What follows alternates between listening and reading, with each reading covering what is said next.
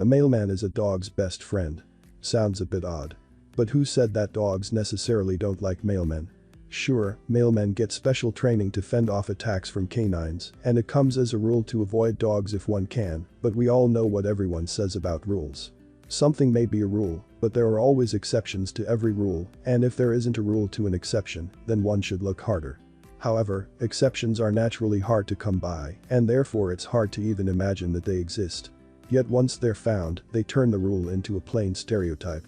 Let's find an exception to challenge this stereotype in particular.